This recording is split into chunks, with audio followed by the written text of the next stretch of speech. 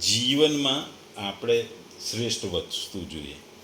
જમવાનું હોય, રહેવાનું ઘર હોય, ગાડી હોય, બંગલો હોય કે પહેરવાના કપડાં, આપણે સર્વશ્રેષ્ઠ જે હોય એ જ આપણને ગમે અને આપણે એ જ પહેરવા માગીએ છીએ. આકાશમાં જોઈએ છે તારા, સૂર્ય, ચંદ્ર બધા જ રહે છે અને એ જોવા મળે છે, પણ એ કોણ એને પકડી રાખે છે? કારણ કે કોઈ સૂર્ય જ નથી પડી જતો કે ચંદ્ર નથી પડી જતો. એટલે દરેકને શ્રેષ્ઠ વસ્તુ જોઈએ છે અને તમામ વસ્તુઓનો શ્રેષ્ઠ અને તમામ વસ્તુઓને એકબીજા જોડે જકડી રાખીને જે દુનિયા બનાવે છે એ જ સર્વશ્રેષ્ઠ છે. આ શ્લોકમાં કોણ શ્રેષ્ઠ છે અને કેમ શ્રેષ્ઠ છે, કઈ રીતે શ્રેષ્ઠ છે એ ઉદાહરણ સહિત આ શ્લોકમાં સમજાવવામાં આવ્યું છે. ભગવદ્ ગીતા અધ્યાય 7, શ્લોક પણ 7, જ્ઞાન વિજ્ઞાન યોગ, શ્લોક 7. મતઃ પરતરમ નાન્યતઃ કિશ્ચિદાસ્તિ ધનંજય મયી સર્વમિદં પ્રોતઃ સૂર્યે મણિગણા ઇવ. ગુજરાતીમાં જો આ શ્લોકને કહીએ તો, હે ધનંજય, મારાથી શ્રેષ્ઠ એવું કોઈ તત્વ કે સત્ય નથી. જેવી રીતે મોતી દોરામાં ગૂંથાયેલા રહે છે તેવી જ રીતે સર્વ કંઈ મારા આધાર ઉપર રહે છે. બીજા શબ્દોમાં કહીએ તો, હે ધનંજય, મારા સિવાય બીજું કોઈ પણ પરમ કારણ નથી. આ આખું જગત સૂતરમાં પરોવાયેલા મણીઓની પેઠે મારામાં ગૂંથાયેલું રહે છે. આપણે સામાન્ય રીતે જીવનમાં જોતા હોય છે કે આપણામાં કોણ સર્વશ્રેષ્ઠ વ્યક્તિ, કોણ સર્વશ્રેષ્ઠ ગુરુ, કોણ એ આપણે વિચાર કરીએ. એ રીતે પૂજા માટે આપણે ઘરની પૂજા માટે કે દુકાનની પૂજા માટે કે કોઈ પણ વસ્તુ માટે, જુદી જુદી પૂજાઓ માટે આ પૂજવા માટે શ્રેષ્ઠ કોણ એ આપણે હંમેશા વિચારતા હોય છે. અહીં કૃષ્ણ ભગવાન એટલે કે કૃષ્ણ કુરુક્ષેત્રના મેદાનમાં અર્જુનને જ્યારે ગીતાનું જ્ઞાન આપે છે ત્યારે એ કહે છે કે હે ધનંજય એટલે કે ધનનો જે સંચય કરે છે, જે જુદા જુદા રાજાઓને જીતીને યુધિષ્ઠિર માટે જે ધનનો સંચય કર્યો હતો, ધન ભેગું કર્યું હતું, એ ધનંજય અર્જુન છે. એના માટે ભગવાન કહે છે અર્જુનને કે મારાથી શ્રેષ્ઠ કોઈ તત્વ જ નથી અને આ તત્વ હું જ છું, હું સર્વે સર્વા છું. અને ઉદાહરણ આપતા કહે છે કે મોતી દોરામાં ગૂંથાયેલા રહે છે. મોતી દેખાય છે પણ દોરો દેખાતો નથી, પણ એ દોરો આ મોતીઓને એકબીજા સાથે સાંકળી રાખે છે. એટલે ભગવાન કહે છે કે મારા ઉપર જ સર્વ આધાર છે. જે દોરી ઉપર મોતીના માળા બને છે, મોતી દેખાય છે પણ એ મોતીઓને એકબીજા સાથે જોડી રાખનાર એ દોરો છે. એ રીતે હું પણ આખી દુનિયાને એકબીજા સાથે જોડી રાખું છું. આપણા ત્યાં એક વાત છે, એક વાર્તા પ્રસિદ્ધ છે કે 3 ત્રિદેવોમાંથી સર્વશ્રેષ્ઠ કોણ, એના માટે ઋષિઓમાં ચર્ચા ચાલતી હતી. નદી કિનારે જ્યારે તેઓ યજ્ઞ કરવા ભેગા થયા ત્યારે વિચારતા હતા કે આપણે આ યજ્ઞ પૂરો કરવો હોય ત્યારે કોને બોલાવીશું, કોની પૂજા કરીશું, અને આ 3 ત્રિદેવોમાંથી સર્વશ્રેષ્ઠ કોણ. એટલે આ બધી વાતો ચાલી ત્યારે બધાએ ભેગાથી ભૃગુ ઋષિને કીધું કે તમે આ 3 ત્રિદેવોની પરીક્ષા લો અને જાહેર કરો આ 3માંથી શ્રેષ્ઠ કોણ. એટલે ભૃગુ ઋષિ પહેલાં બ્રહ્મા જોડે ગયા. ભૃગુ ઋષિ આમ તો બ્રહ્માના પુત્ર હતા. એટલે બ્રહ્મા પાસે ગયા અને વાદ વિવાદ થયો. એમણે ઋષિ તરીકે પોતાને આદર સત્કાર મળે એની માગણી કરી. જ્યારે બ્રહ્મા આ વાત સાંભળીને કહે છે કે હું તો તારો પિતા છું, મારે ત્યાં તને શેનું આદર સત્કારમાં, શેનું માન પણ, એમ કહીને ગુસ્સે ભરાય છે અને એ ભૃગુ ઋષિને કાઢી મૂકે છે. ભૃગુ ઋષિ ત્યાર પછી મહાદેવ પાસે જાય છે, કૈલાસ ઉપર જાય છે. કૈલાસમાં એ ધ્યાનમાં બેઠા હોય છે કે પાર્વતી જોડે ચર્ચા કરતા હોય છે. એટલે લોકો એને બહાર નંદીને બધા એને રોકે છે, પણ છતાં ભૃગુ ઋષિ એ જાતે એ બધાને હડસેલીને એ અંદર જાય છે. અંદર આવેલા જોઈને ભગવાન શંકર એટલે કે મહાદેવ ખૂબ જ ગુસ્સે થાય છે અને પોતે એમને કહે છે કે હું તમને બાળી નાખીશ, પણ પાર્વતી એમને રોકે છે. પછી શંકર ભગવાનને સમજાય છે કે આ તો મારી પરીક્ષા કરવા આવે છે, પણ એ પહેલાં તે ગુસ્સે થઈ ગયો છે, એને બાળી નાખવા, ભૃગુ ઋષિને બાળી નાખવાની ધમકી આપે છે. પછી ભૃગુ ઋષિ વિષ્ણુ ભગવાન જોડે જાય છે, વિષ્ણુજી લક્ષ્મી જોડે બેઠા હોય છે. ભૃગુ ઋષિ આયા છે, બૂમો પાડે છે, પણ એ વિષ્ણુ ભગવાન સાંભળતા નથી. એટલે ભૃગુ ઋષિ એક લાત મારે છે વિષ્ણુ ભગવાનને, એટલે વિષ્ણુ ભગવાન એકદમ જોઈ જાય છે. વિષ્ણુ ભગવાન આ જોવે છે એટલે લક્ષ્મીજી તો એકદમ હબતાઈ જાય છે કે આ શું, પણ વિષ્ણુ ભગવાન એ ગુસ્સે થતા નથી. એ ઋષિને કહે છે કે માફ કરજો, મેં તમારો અવાજ સાંભળ્યો, તમે આવ્યા છો એ મને ખબર નથી, તમે મને માફ કરો. અને ઋષિના પગે પડે છે અને કહે છે કે તમે મને જે લાત મારી એ મારી જિંદગીમાં હંમેશા યાદ રહેશે, આ મારા છાતી ઉપર એ લાતનું નિશાન હંમેશા રહેશે, આવું કહે છે. અને પણ ગુસ્સે જરા બી થતા નથી, એ ઋષિને કોઈ શ્રાપ કે મારી નાખવાની ધમકી નથી આપતા. એટલે આ ત્રણેયની પરીક્ષા પછી એ સાબિત થાય છે કે વિષ્ણુ ભગવાન ગુસ્સો નથી કરતા, ત્રણેય ગુણોમાં સર્વશ્રેષ્ઠ છે. એટલે એ પૃથ્વી એ જગતના સર્વશ્રેષ્ઠ દેવ છે એવું એ લોકો નક્કી કરે છે. એ જ વાત ભગવાન કૃષ્ણ અહીં ગીતામાં કહે છે કે હું જ શ્રેષ્ઠ છું અને મારા જેવું બીજું કોઈ સત્ય કે તત્વ નથી. પરમ સત્ય સાકાર છે, કારણ કે સાકાર છે કે નિરાકારની બાબતમાં સામાન્ય રીતે હંમેશા વાદ વિવાદ તો રહેતો જ હોય છે. ભગવદ્ ગીતાને લાગે વળગે ત્યાં સુધી પરમ સત્ય ભગવાન કૃષ્ણ જ છે. અને ડગલે ને પગલે કેટલાય શ્લોકોમાં આ વિશે સમર્થન અપાવ્યું છે. ખાસ કરીને આ શ્લોકમાં ભારપૂર્વક કહેવામાં આવ્યું છે કે પરમ સત્ય એક જ વ્યક્તિ છે, ભગવાન જ પરમ સત્ય અથવા પરબ્રહ્મ છે. એ વિશે બ્રહ્મ સંહિતા પણ સમર્થન છે.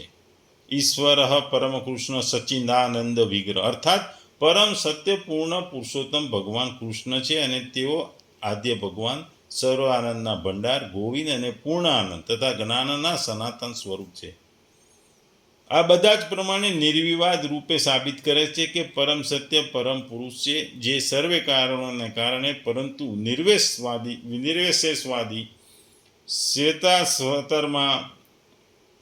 સ્વતર ઉપનિષદના વૈદિક મંત્રને આધાર દલીલ કરે છે કે ભૌતિક જગતમાં બ્રહ્માંડના આદ્ય જીવાત્મા બ્રહ્માને દેવો, મનુષ્ય અને નિમ્ન પ્રાણીઓમાં સર્વશ્રેષ્ઠ માનવામાં આવે છે, પરંતુ બ્રહ્માથી પર એક ઇન્દ્રિયાતીત બ્રહ્મ છે, જે કોઈ ભૌતિક સ્વરૂપ નથી, જે સમગ્ર ભૌતિક સંસર્ગ દોષોથી રહિત છે.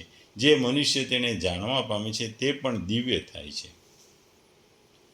ટૂંકમાં ભગવાન આ શ્લોકમાં કહે છે કે મારા સિવાય બીજું કોઈ કારણ નથી, હું જ સકળ સંસારનું મહાકારણ છું. જેવી રીતે વાયુ આકાશથી ઉત્પન્ન થાય છે અને આકાશમાં જ રહે છે અને આકાશમાં જ લીન રહે છે, અર્થાત આકાશના સિવાય વાયુનું કોઈ પૃથક સ્વતંત્ર સત્તા જ નથી.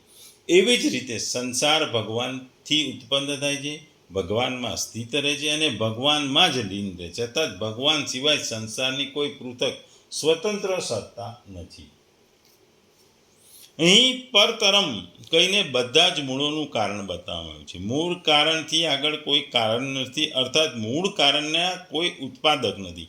ભગવાન જ બધાનું મૂળ કારણ છે. આ સંસાર અથવા સ્થળ, કાળ, વ્યક્તિ, વસ્તુ, ઘટના, પરિસ્થિતિ, સજીવ, નિર્જીવ વગેરે બધું પરિવર્તનશીલ છે, પરંતુ જેના હોવાપણાથી એ બધું હોવાપણું દેખાય છે, અર્થાત જેની સત્તા એ બધું છે એવું દેખાય છે, તે પરમાત્મા એ બધામાં પરિપૂર્ણ છે.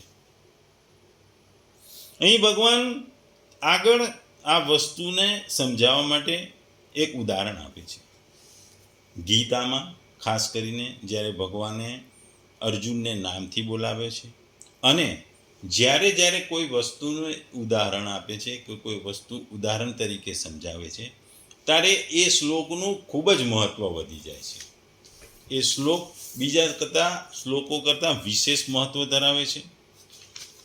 ખાસ કરીને આ 7મા અધ્યાયમાં ભગવાન અર્જુનને નામથી ઘણા બધા શ્લોકમાં બોલાવે છે. પહેલા શ્લોકમાં ભગવાને એને પાર્થ તરીકે બોલાવે, પછી ભગવાને એને મહાબાહો 5મા શ્લોકમાં બોલાવ્યો, પછી ભગવાને એને આ શ્લોકમાં ખાસ કરીને ધનંજય તરીકે બોલાવ્યો. ટૂંકમાં 7મા શ્લોકમાં ખાસ કરીને 7મા અધ્યાયના આ પ્રથમ શ્લોકોમાં ભગવાન અર્જુનને નામથી બોલાવે છે. અને અહીં જેમ આગળ આપણે જોયું કે જુદા બીજા અધ્યાયને બધામાં ભગવાને આપણને કાચબાથી સમજ આપી હતી, કાચબાના ઉદાહરણથી આપી હતી, પછી નાના અને મોટા જળાશયોના વસ્તુથી આ ઉદાહરણ આપી હતી, પછી વાયુની ઉદાહરણ આપી હતી. આ બધા ઉદાહરણો જ્યારે જ્યારે આપે છે ત્યારે એ શ્લોકનું મહત્ત્વ વધી જાય છે અને એ શ્લોકને બીજા બધા કરતાં મહત્વતા વધારે હોય છે. અહીં ભગવાન સકળ સંસારના દોરા જ મણકાઓ જે મારામાં પડેલા, અર્થાત હું સકળ સંસારના વ્યાપ્ત છું. જેવી રીતે સૂતરના બનેલા મણકાઓમાં અને સૂતરમાં સૂતર સિવાય અન્ય કંઈ નથી, એવી જ રીતે સંસારમાં મારા સિવાય અન્ય કોઈ તત્વ નથી. તાત્પર્ય એ છે કે જે રીતે સૂતરમાં સૂતરના મણકા પરવામાં આવ્યા હોય તો જોવામાં મણકા અને સૂતર અલગ અલગ દેખાય છે, પરંતુ વાસ્તવમાં તેઓ સૂતર એક જ છે. એવી જ રીતે સંસારમાં જેટલા પ્રાણીઓ છે બધા નામ, રૂપ, આકૃતિ વગેરે અલગ અલગ છે, પરંતુ વાસ્તવમાં તેઓનું વ્યાપ્ત રહેવાળું ચેતન તત્વ એક જ છે અને એ ચેતન તત્વ હું છું. અર્થાત મણકારૂપી અપરા પ્રકૃતિ પણ મારું સ્વરૂપ છે અને દોરારૂપી પણ પ્રકૃતિ પણ હું જ છું. આ બંનેમાં હું જ પરિપૂર્ણ છું, હું જ વ્યાપ્ત છું, હું જ સર્વે સર્વા છું. જેમ સૂતરના દોરામાં તેની જ ગાંઠો વાળીને તેમને મણકા માનીને માળા બનાવવામાં આવે છે, અને જેમ તે માળામાંની દોરી અને ગાંઠો મણકાઓમાં બધે એકમાત્ર સૂતર જ છે, સૂતર જ વ્યાપ્ત છે. એ જ પ્રમાણે આ સમગ્ર જગતમાં, સંસારમાં ભગવાનમાં જ ગૂંથાયેલો છે, ભગવાન જ બધામાં ઓતપ્રોત છે. એ વસ્તુ અહીં ભગવાન કહે છે. જેમ સૂતરના મણકા સૂતરના દોરામાં પરાયા હોય તો સૂતર સિવાય બીજું નથી, એમ જ સંસારમાં ભગવાન સિવાય બીજું કંઈ નથી. ભગવાન જ એક તત્વ છે, સર્વે સર્વા છે, એક જ છે, એ જ મહાન છે. તાત્પર્ય એ છે કે મણકારૂપી અપરા પ્રકૃતિ અને દોરારૂપી પરા પ્રકૃતિ બંને ભગવાનમાં જ પરિપૂર્ણ છે, ભગવાન માટે જ છે. મણકા બનવામાં અપરા પ્રકૃતિ કારણરૂપ છે અને દોરો બનવામાં પરા પ્રકૃતિ છે.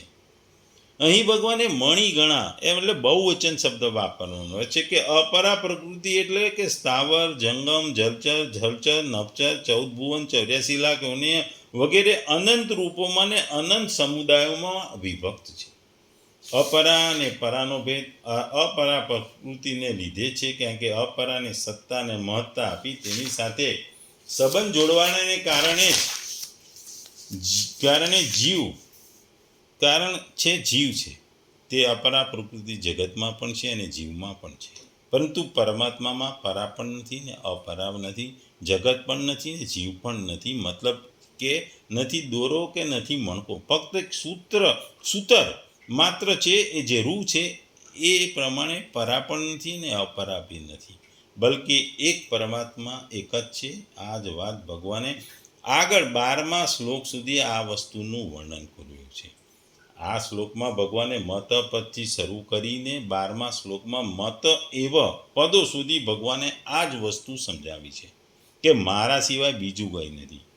અહીં મત શબ્દ સમગ્ર પરમાત્માના અર્થમાં છે, જે પરા અને અપરા બંને પ્રકૃતિઓના સર્જક છે કે માલિક છે, જે ગણો એ છે. કારણ જ કાર્યમાં રૂપાંતર થાય છે. જેમ રૂ જ દોરો બને છે, બીજ વૃક્ષ બને છે, તેથી બધાના પરમ કારણ ભગવાન હોવાથી બધા રૂપોમાં ભગવાન જ છે. વાસુદેવો સર્વમ એ વાત કહેવામાં આવી છે. તેથી ભગવાન સિવાય બીજી કોઈની પણ સત્તા માનવી કે જોવી એ આપણી ભૂલ ભરેલી છે, કારણ કે ભગવાન સિવાય કશું છે નહીં. સ્ટ્રિંગ રત્નોના ક્લસ્ટરો એક સાથે ધરાવે છે. સ્ટ્રિંગ એટલે દોરી રત્નોના ક્લસ્ટરોને એક સાથે જોડી રાખે છે, જેના વિના તેઓ વિખરેલા તત્વોની જેમ પડી જાય છે. જો દોરીમાં મણકા કે ના પરવા તો બધા વેર વિખેર થઈ જાય. દોરી આ બધાને એકબીજા સાથે જકડી જાય. તદ ઉપરાંત રત્નો વિવિધ આકારના હોય. રત્નોની માળા હોય તો રત્નોને એકબીજા સાથે જોડી રાખે દોરો છે. રત્ન અલગ છે, દોરો અલગ છે, પણ દોરો આ બધા રત્નોને એકબીજા સાથે જોડીને એક માળા બનાવે છે. રત્નોમાં પણ વિવિધતા હોય છે, આકાર જુદો હોય, કદ હોય, રંગ જુદા હોય, પણ એ બધા એકની સાથે રાખે છે દોરી. તેથી એક સમાન છે. આમ વિવિધ જીવો, જાતિઓ, વર્ગો, માણસોના પ્રકારો, વિવિધ ધર્મ અને પંથો બધી જ ભાવનાત્મક અને અસંવેદનશીલ વસ્તુઓ ભગવાનના નિવાસસ્થાન દ્વારા એકસાથે રાખવામાં આવે છે. નરી આંખે માત્ર આપણે રત્નો જોઈ શકતા હતા, પણ પાછળનો તાર કે દોરો દેખાતો નથી. એ જ રીતે સામાન્ય માણસની આખા બ્રહ્માંડમાં માત્ર બાહ્ય સ્વરૂપને જોઈ શકે છે અને પાછળના ભગવાનના એક રૂપ અસ્તિત્વને જોઈ શકતા નથી.